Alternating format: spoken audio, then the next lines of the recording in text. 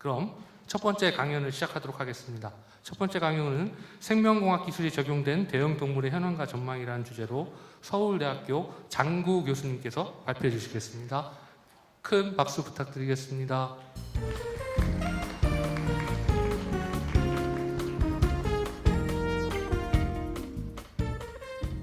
교수님, 발표 시간은 약 20분 정도 예정되어 있습니다. 네, 안녕하십니까. 소개받은 서울대학교 수의과대학 장구입니다. 이 제18차 에르모 포럼에 모든 방문해 주셔서 감사드립니다. 동물에 대해서 이번에 에르모 포럼을 준비한다고 해서 연락을 받고 제가 수의과대학에서 있어서 약 15년 정도 주로 이제 다루는 동물들이 뭐 쥐나 토끼 이런 작은 동물도 있긴 하지만 제가 주로 다루는 동물들이 이제 개나 고양이, 소, 말, 돼지 등 좀 큰 동물들을 중심으로 진료, 연구를 하고 있었습니다. 그러면서 이제 점점 유전자 전달 기술과 이런 생명을 만드는 기술들이 점점 발달하고 있어서 쥐에서는 일어나는 일들이 다른 큰 동물에서는 일어나지 않을 것이다, 혹은 힘들 것이다라고 했던 것들이 최근 들어서는 유전자 전달 기술, 분석 기술들이 너무 발달되면서 급속도로 이게 진행되고 있습니다. 하지만 이것들이 이제 대중들에게 알릴 기회가 상당히 적긴 한데요. 오늘 제가 한 20분 정도 동물이라고 하는 게 너무 많기 때문에 간단하게 좀 설명을 좀 드리도록 하겠습니다. 첫 번째 제가 시작하는 거라 좀 부담도 있지만 하여튼 좀 알기 쉽게 대중 여러분들에게 설명을 하도록 노력을 하겠습니다. 그리고 아까 사회자 선생님께서 말씀하신 것처럼 질문을 하나 제가 준비를 해서 말씀드릴 테니 혹시 가장 쉬운 질문인데요. 어쨌든 적극적으로 대답해 주시면 고맙겠습니다.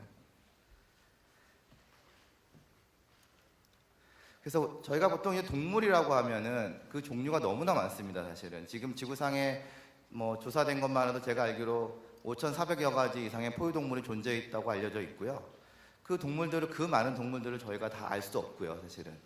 하지만 이제 저희가 보통 그 분류학상으로 보다도 연구 목적으로 동물을 저희 많이 분류를 하고 있거든요. 그래서 저희 수의학과에서 이제 동물을 분류할 때 크게 이렇게 쥐, 토끼를 포함한 이런 설치류 모델, 즉 실험동물들을 많이 설명을 하고요. 그리고 사람과 같이 삶을 공유하고 있는 개고양이들이 가장 대표적인데 이런 반려동물들, 그리고 우리에게 먹을거리를 제공하고 있는 이 가축이라고 알려져 있는 동물들이죠.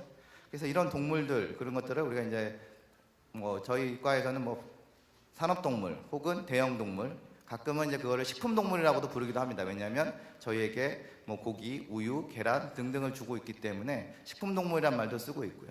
그 다음에 저희가 동물원 가야 볼 수 있는 동물들이지만 이런 야생동물들, 점점 환경 파괴로 인해서 멸종해가는 야생동물도 많아지고 있고, 그 다음에 먹을 것들이 없어서 멧돼지나 고라니들이 농가에 나와서 피해도 주고 있지만 사실 이런 동물들은 지구상에 없어서는 안 될 동물들입니다.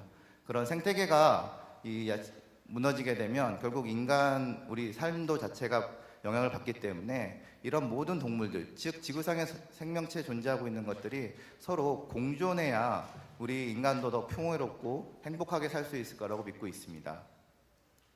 그래서 대형 동물들에 대한 중요성은 사실은 아직은 그렇게 많이 부각되어 있지 않습니다. 왜냐하면 기존의 연구, 이 과학 발전의 연구는 선충, 초파리 등 이런 아주 우리가 생각하는 하등 동물부터 시작을 했습니다. 이런 선충, 초파리, 개구리 이런 동물들을 가지고 유전자, 발생학, 유전학 등등이 많이 연구가 돼가지고 그걸 바탕으로 해서 이제 조금 한 단계 없어진 게 토끼, 쥐 등을 가지고 연구를 이루어졌는데 나아가서는 원숭이도 연구가 이루어지고, 이런 기초 연구를 통해서 우리가 새로운 의학 개발이라든지 치료법 개발들 등등을 계속 지금까지 연구를 해왔습니다. 현재도 이 선충이나 초파리, 개구리 이런 모델들은 아직도 기초과학에 있어서 중요한 자료를 하고 있습니다. 하지만 점점 이제 과학기술이 발달되면서 이 하등동물에서 발견된 어떤 연구 모델들이라든지 개발된 약들이 사람에게 적용돼 가면서 문제점들이 나오고 있습니다. 최근에 줄기세포 연구 부분도 마찬가지긴 한데요. 그래서 세계 줄기세포협회에서는 이 줄기세포 치료의 가이드라인 중 하나로 이 대형 동물에서 줄기세포에 대한 테스트 안전성을 해야 된다라고 하는 가이드라인을 마련하기도 했습니다. 왜냐 그러면 대형 동물, 특히 말과 같은 동물들은 이 사람보다 많은 관절을 쓰면서 그거에 대해서 주기세포 치료를 사람보다 더 많은 걸 해왔고 있기 때문에 실제 미국에서는 1년에 말에서 주기세포 치료를 10,000건 이상 한다고 들었습니다. 그만큼 그거에 대해서 안전성과 효능에 대해서 입증할 수 있는 좋은 모델이라고 생각하고 있고요. 그리고 기존의 의약품이 생산될 때는 많은 설치류 모델 등 중심으로 이루어졌지만 보시는 자료들처럼 하나에서는 다 연구가 통과됐음에도 불구하고 가끔은 에러가 나오기도 합니다.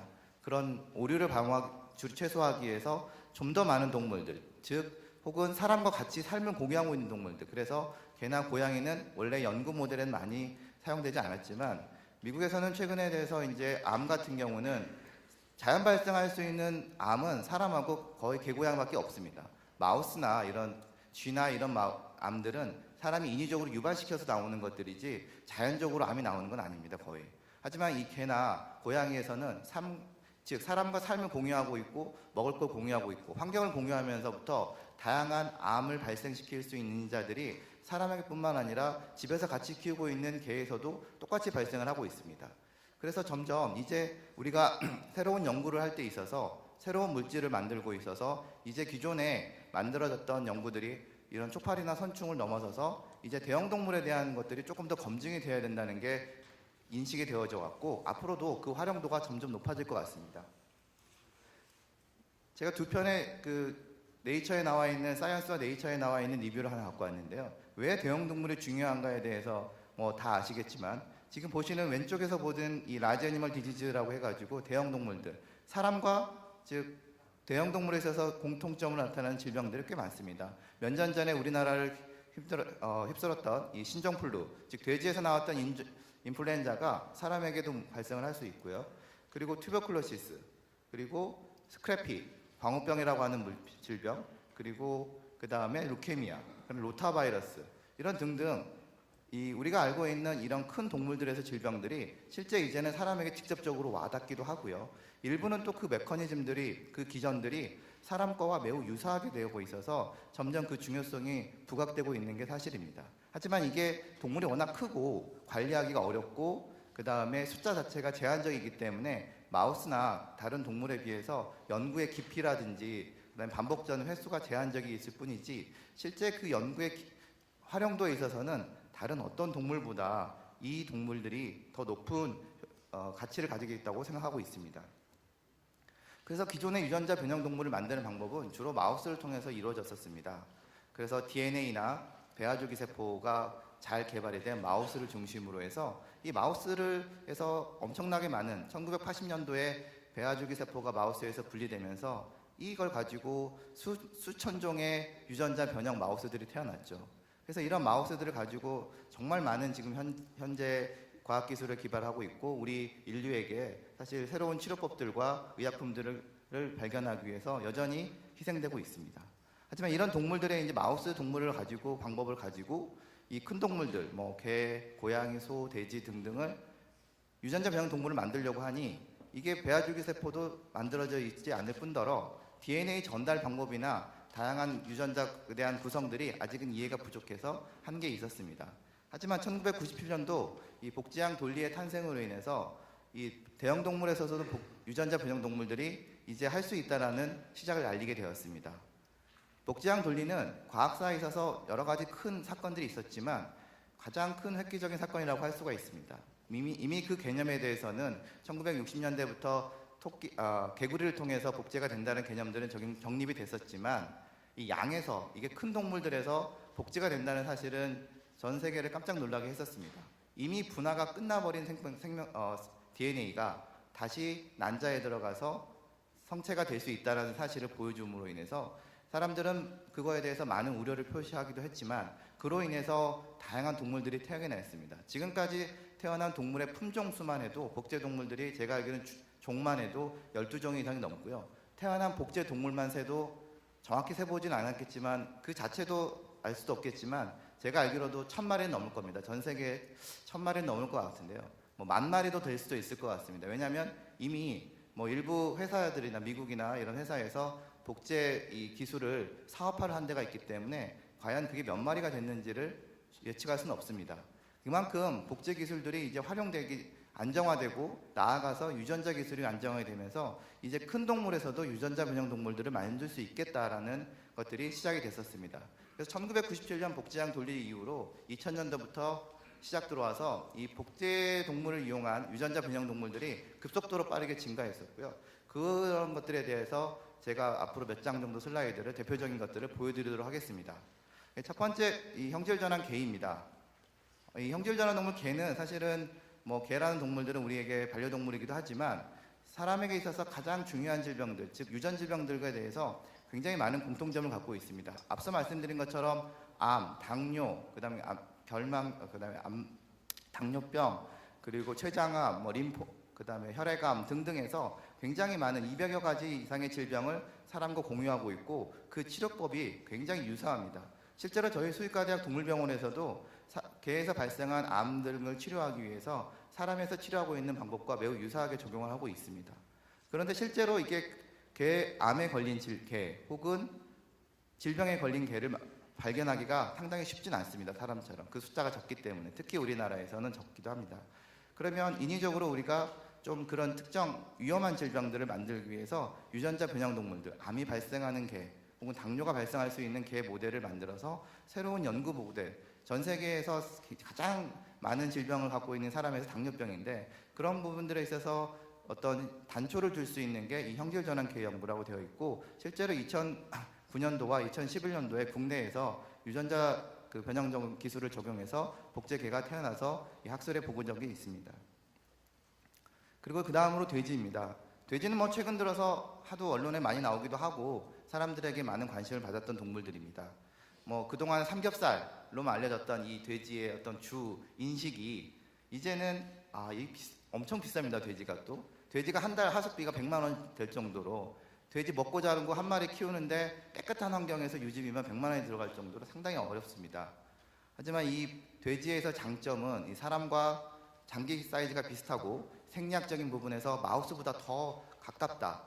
그리고 윤리적인 부분에 있어서도 사람들에게 조금 더 원숭이나 다른 동물에 비해서 편하다는 장점이 있어서 이 유전자 변형 동물들이 돼지에게 많이 적용되어 왔습니다. 보시는 것처럼 유전자 변형 돼지가 제가 알기로는 큰 동물에서 제일 많을 겁니다. 그래서 첫 번째 제가 대표적인 사진 보여준 거는 형광, 세포를 우리가 관찰할 수 있습니다. 세포를 어떻게 변하는지 색깔을 띠고 있기 때문에 그래서 색깔이 한 가지, 두 가지, 세 가지를 갖고 있는 돼지가 실제 태어나고 있고요. 그 돼지들이 실제 줄기세포 치료라든지 세포에 갖다 영양성 연구들을 실제 이루어지고 있고 그리고 나아가서 이제 유전자 변형 기술이 확동되면서 이종장기 이식이라는 것들이 활성화가 되었습니다. 그래서 옆에 보여드린 논문들은 국제적인 학술지에 나온 것들인데 사람에게 면역을 유발할 수 있는 이런 면역 거부 유전자들이 제거됐거나 그 다음에 시스틱 파이브로시스라고 해서 이 질병, 우리나라는 별로 없지만 미국 쪽에 꽤 많은 질병으로 알려져 있는데 이런 질병들, 이 시스틱 파이브로시스는 마우스에서는 그 사람의 질병과 다른 형태를 보인다고 합니다. 그래서 왜 마우스와 사람하고 그런 점에서는 유전적으로 많이 차이가 있다고 볼 수 있는 거죠. 그래서 미국 그룹에서 이 시스틱 파이브로시스를 돼지를 만들어서 복제를 해서 만들었습니다. 그래서 2008년도에 이제 사이언스에 나왔었는데요. 그만큼 점점 그 돼지에서도 이제 질병에 가까운 모델들을 만들 수 있는 기술들이 많아지고 있고 그 외에도 뭐 당뇨병, 헌팅턴, 알츠하이머 등등에 대한 캔서까지 최근에 암까지도 유사한 뭐 직장암 모델 뭐 이런 것까지 만들어 생산을 하고 있습니다. 나아가서는 이제 미국에서 이루어진 일이긴 하지만 돼지의 심장, 아까 얘기했던 면역 거부 유전자를 제거한 심장을 원숭이에게 직접 살아있는 상태로 이식을 해서 과연 그 원숭이가 돼지의 심장을 얼마나 생존시킬 수 있을까라는 임상실험까지 진행되고 있고 우리나라에서도 최근에 이런 돼지들을 농촌진흥청에서 개발하면서 이런 것들을 실제 임상실험에 적용하고 있습니다. 머지않은 미래에 좀 더 많은 임상실험이 이루어질 거로 갖고 있고 그래서 지금 가장 근접해 있는 게 각막이라고 들었습니다. 그래서 돼지의 각막을 사람에게 이식하는 것들을 서울대 의대에서는 굉장히 많은 연구를 하고 있는 걸로 알고 있고 다음 달 11일 날 아마 그 관련된 학술대회가 또 열립니다. 그래서 돼지를 이용한 이 형질전환 동물들의 발생은 좀 더 그 가치가 어떤 유전 질병 치료, 그다음에 줄기세포 연구 등 다양한 활용도로 앞으로도 활용도가 매우 높을 거로 생각하고 있습니다. 중간에 잠깐 이제 염소 이건 슬라이드를 제가 하나 넣었는데요. 이 큰 동물들에서 특히 염소라는 동물들에서 중요한 동물인데요. 이 염소는 우유 생산량에 있어서는 소보다는 적지만 킬로그램당 생산량에 있어서는 소보다 많습니다. 그래서 2000년도 초반에 이 염소의 우유에서 사람의 항응고제가 나오도록 유전자를 집어넣습니다. 그래서 실제 이 에이트린이라고 하는 이 물질이 유럽에서 승인이 났고 미국에서 2009년도에 FDA에서 승인이 났습니다. 그래서 이 염소 우유에서 약이 나온다고 생각하시면 됩니다. 근데 이게 실제 승인이 돼가지고 판매가 되고 있고요. 그 아래 잠깐 동영상으로 나오고 있는 거는 논문은 발표된 건 아니지만 이 염소 우유에서 거미줄 성분을 나오게 했습니다. 그래서 거미줄 성분을 이건 유튜브 동영상을 보시면 볼 수 있는 건데요. 실제 염소 우유에 거미줄 성분을 나오게 해서 방탄조끼 실험을 한 겁니다. 그래서 실제 미국에서 이걸로 제가 듣기로 그 기사에는 미국 국방성에서 이 염소 우유에서 이 스파이더, 이 거미 물질을 추출해가지고 이 방탄조끼를 만드는 실험을 하고 있다고 알고 있습니다. 그래서 방금 보여드린 동영상이 실제 방탄조끼와 염소 우유에서 추출한 그 인공 방탄조끼를 총알을 쏘고 실험하는 겁니다. 그래서 그 효과가 실제 염소 우유에서 거미줄 성분이 나온 것도 거의 비슷하다라는 것들을 보여주고 있는 동영상이거든요. 공개되어 있습니다. 그래서 그만큼 이제 염소라는 동물들, 우리나라에는 사실 우유를 짜는 염소가 거의 없고 주로 이제 흑염소, 고기용 염소에 의존하다 보니까 이런 기술이 조금 다른 동물에 비해서 관심이 떨어지고 있는데요. 이 염소는 이렇게 활용되고 있고요. 또 최근에 작년도에는 이 토끼의 우유에서 이 루코네스트라고 하는 유전병입니다. 이 사람의 유전병 치료하는 약이 승인이 났습니다. 그래서 네덜란드에 있는 파밍이라는 회사에서 이 토끼의 유전자에다가 이 사람의 유전병을 치료할 수 있는 약을 유전자 기능을 넣어서 그걸 추출해서 그 다음에 안전성 실험을 하고 그래서 2014년도에 최종적으로 미국에서 승인이 나서 시판에 들어갔습니다. 이제 이것들이 과연 될 것인가에 대한 얘기가 굉장히 오래전부터 나왔는데 이제 시작되고 있습니다.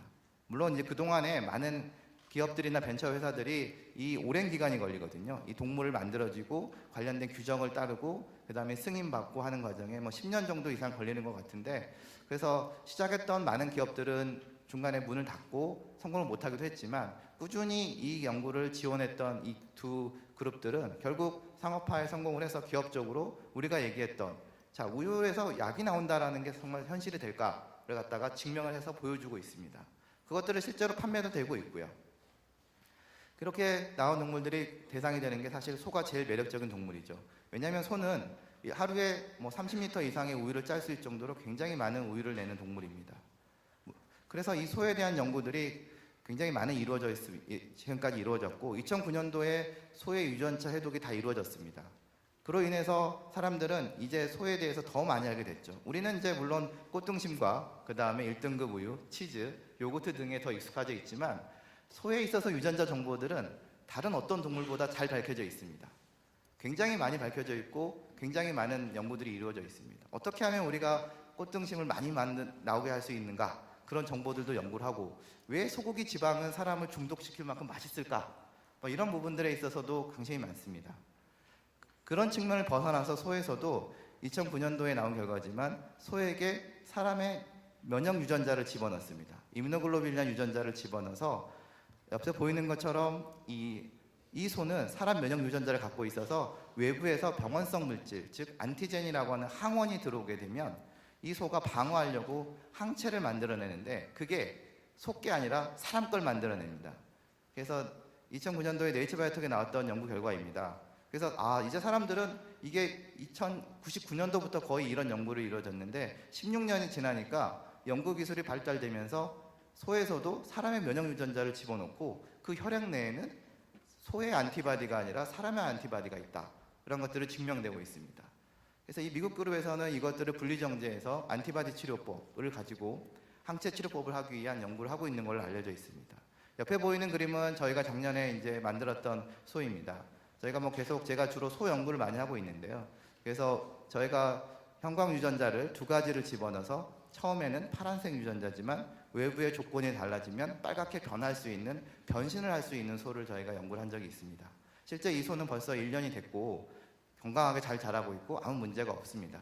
자, 이런 것들을 이용해서 저희도 계속 국내에서 연구를 할 예정이고요. 해외에서도 여기서 보여드린 것처럼 다양하게 우유에서 사람의 물질들을 계속 추출하고 생산하는 연구들이 이루어지고 있습니다. 맨 마지막에 아까 보여드렸던 2009년도에 발표되었던 네이처 바이오텍에 나왔던 이 사람의 면역 유전자가 소에게 들어가서 사람의 안티바디가 나온다라는 연구 결과입니다. 그 외에도 기타 동물들로 더 많은 것들을 소개드릴 시간도 있고 싶지만 시간 제한상 원숭이 굉장히 중요한 동물로 있어서 이 원숭이에 대한 연구도 많이 이루어졌고 일본 그룹에서 굉장히 많은 연구를 하고 있습니다. 그래서 원숭이에게 사람의 유전자를 집어넣어서 헌팅턴 디지즈, 특히 신경 모델, 파킨슨 디지즈 이런 연구들을 많이 수행하고 있습니다. 그리고 조류지만 이 치킨에서 이 닭에서 달걀을 이용해서 그래서 구제역 백신이라든지 다양한 백신들을 만들기 위해서 이 달걀을 이용하거든요. 그리고 달걀은 우리에게 중요한 영양분 소스 성분이거든요. 그래서 그 달걀에게 우리가 원하는 영양 성분들을 만들기 위한 맞춤형 달걀을 만드는 연구들도 제가 알기로 서울대학교에서도 이루어지고 있고 대구 카톨릭대에서도 이런 연구들을 하고 있고 국내에서도 형질전환 닭들을 많이 생산하여서 개발하고 있는 걸로 알고 있습니다. 고양이도 또 중요한 질병들 갖고 있는데요. 사람에게 가장 중요한 질병 중에 하나가 에이즈라고 알려져 있죠. 그 고양이에도 똑같이 고양이 에이즈 같은 게 있습니다. 후천성 면역 결핍증이라고 해서 그래서 미국의 메이오 클리닉이라는 병원에서 몇 년 전에 이 고양이를 가지고 이 에이즈와 유사한 모델을 만들어서 연구 결과를 발표한 적이 있습니다. 앞으로도 제가 소개시키드릴 아닌 거에도 굉장히 많은 동물들이 이루어질 수 있을 것 같습니다. 하지만 점점 얼마 전에 이런 뉴스가 나오면서 이제 과학은 더 빠른 속도로 발달할 수 있을 거라고 믿고 있고 가끔은 이 기술 때문에 가끔은 놀라기도 합니다. 유전자 가위 기술이 나오기 시작됐습니다. 몇 년 전에 2008년 전부터 유전자 가위 1세대 유전자 가위 그 다음에 2세대, 3세대라고 불리우는 유전자 기술들이 국내에서도 개발되고 있고 그 개발된 유전자 가위술이 과연 어디에 적용될 것인가에 대해서 상당히 많은 관심을 갖게 됐죠. 그것에 이제 관심에 이제 핵폭탄적인 실험을 한 게 이제 중국이었습니다. 그래서 중국에서 유전자 가위를 사람의 배아에 집어넣는 실험을 했었죠. 그래서 이제 굉장히 많은 언론에서 도대체 유전자 가위가 어디까지 활용될 수 있는가에 대한 것들 그리고 실제 지금 이 시간에도 NIH에서 휴먼 유전자 가위에 대한 국제 컨소시엄 관련된 연구가 이루어지는 걸 알려져 있습니다. 그래서 유전자 가위가 굉장히 희망적인 기술이기는 맞습니다. 하지만 이거를 어떻게 활용하느냐에 따라서 우리가 얻을 수 있는 이득과 그 다음에 잃어버릴 수 있는 것들도 분명히 있을 거라 생각하고 있습니다. 그래서 현재 유전자 가위 기술을 가지고 벌써 유전자 가위 기술로 앞으로 오후에 중국에 계신 윤유진 교수님 설명해 주겠지만 근육의 억제를 하는 유전자를 제거해서 만든 유전자 변형 돼지 엄밀히 말하면 유전자 변형 돼지는 아니죠. 유전자가 하나가 제거된 거기 때문에 그래서 그 제거된 돼지가 벌써 이 근육이 2배가 되는 돼지가 있고 영국 쪽에서도 만들어서 미국에서 만든 이 근육이 2배가 되는 소 그리고 근육이 2배가 되는 개 그래서 우리가 유전자 가위들을 그냥 단순히 가위 기술을 수정된 배아에 집어넣기만 했는데 이렇게 근육이 2배가 됩니다. 실제 이 질병 이거는 사람에도 있습니다. 제가 맨 오른쪽에 있는 사람 사진을 갖다가 인터넷에서 갖고 왔는데 사람에서도 이 근육이 억제하는 유전자가 없어지게 되면 아기가 태어날 때부터 근육이 많게 나옵니다. 그래서 아놀드 슈왈츠네거가 노력하지 않아도 그냥 되는 이런 상황이 발생할 수 있습니다. 그래서 근육 질병에 있어서 매우 유명한 질환이고 그래서 자연적으로 그 위에 보여드리고 있는 개나 소는 자연적인 돌연변이에 의해서 실제로 존재합니다. 그 소 벨지안 블루라고 있는 위에 소 근육이 우락부락한 새는 유전자 변형 소가 아닙니다. 그냥 실제 자연적으로 교배를 해서 태어났는데 갑자기 근육 유전자 이상이 생겨서 저렇게 근육이 2배가 된 거예요. 그래서 저거는 계속 지금 번식이 되고 있어요. 물론 그 숫자가 많지는 않지만 계속 그냥 자연적으로 생기는 겁니다. 사람에서도 자연적으로 생기고요. 근데 그거를 사람들은 어떻게 할지 몰랐는데 이 유전자 가술 기술이 나오면서 이제는 만들 수 있다는 것들을 실제 시연되고 있습니다. 지금 이 순간에도 제가 알기로 많은 유전자 가위 기술 적용해서 다양한 동물들에 대한 것들이 이루어질 거라고 알고 있습니다. 저희도 하고 있고요. 그래서 이 생명공학 기술이 적용된 이 대형 동물의 이 전망들은 굉장히 현재는 사실은 의생명공학에 집중되어 있습니다. 우리가 어떻게 하면 이 좋은 유전자 전달 기술과 유전자 변형 기술을 활용해가지고 질병 치료, 장기 이식, 그리고 줄기세포 안전성 등등을 활용한 우리가 다양한 연구에 활용을 할 수 있다는 쪽에 초점이 맞춰져 있습니다.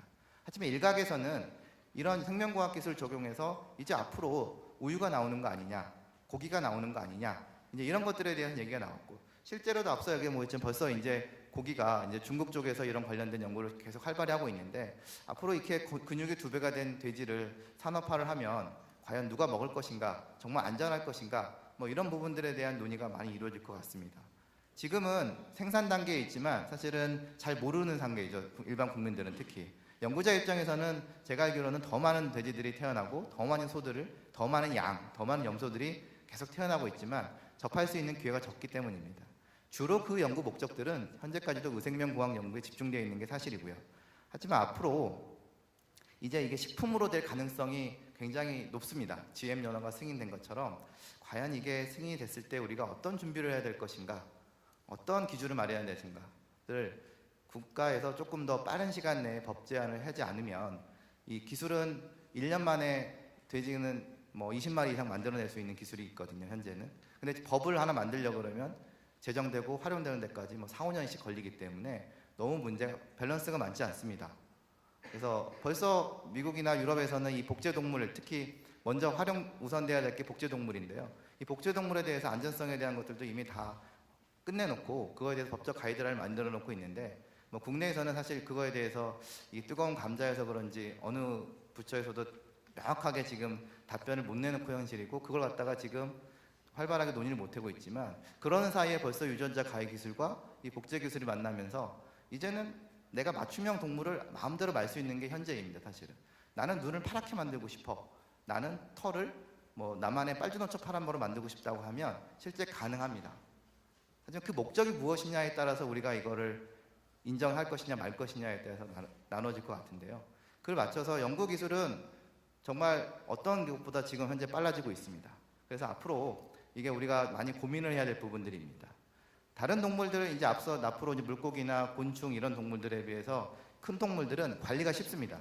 왜냐하면 딱 울타리를 만들어 놓으면 어디 도망가지도 못하고 관리가 쉽거든요. 하지만 이제 모기나 물고기나 이런 것들은 일반 생태계로 작기 때문에 뭐 모기 한 마리 바깥으로 나가게 되면 잡기 어려운 단점도 있고, 근데 물고기도 혹시 하다가 바깥으로 나간다든지 이런 부분들이 있지만, 다른 동물에 비해서 이 큰 동물들은 만들기는 어려워도 관리는 제일 쉽습니다. 그만큼 철저하게 관리가 잘 되어 있기 때문에 앞으로도 관리가 잘 되어 있어서, 이런 부분들에 대해서 이제는 제가 연구자의 입장이지만 이제 사회적인 이슈가 이런 부분들에서 조금씩 공감이 돼야 될 걸로 생각하고 있습니다. 자, 결론적으로 이제 시간이 거의 다 돼서 이 유전자 변형 분석 전자 기술들이 급속도로 발달을 이루어지고 있었고요. 주로 현재는 이제 보통 의생명공학 기술의 이제 연구들이 이루어지고 있고 그 중요성이 증가되고 있습니다. 하지만 이제 앞으로 미래에 이 유전자 변형 가축, 즉 농장동물이라고 하는 것들이 분명히 적용이 될 것 같은데, 이것들이 과연 개량, 식품 모델로 등장했을 때 어떻게 할 것인가에 대해서 우리가 이제부터 준비를 해야 할 단계인 것 같습니다. 경청해 주셔서 감사합니다. 퀴즈 하나. 네, 제가 이렇게 또 퀴즈를 내라 그래가지고 여기서 하나 손 들어주시면 선물을 아마 좋은 걸 드리는 걸로 알고 있습니다. 그래서 잘 적극적으로 한 분 한 개밖에 못 드리니까, 그래서 제가 오늘 여러 가지 동물들을 소개시켜 드렸는데요. 실제 그 유전자 변형 동물을 통해서 의약품들이 개발되고 그 승인된 첫 번째 동물은 무엇일까요? 네, 손을 들어주시죠. 네, 저쪽에 손 드신 분.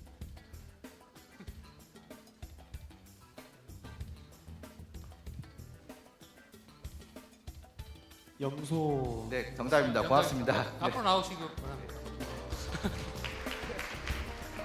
예, 교수님 수고해 주셨고요. 네, 고맙습니다. 선물 증정해 주시고 내려가시면 되겠습니다.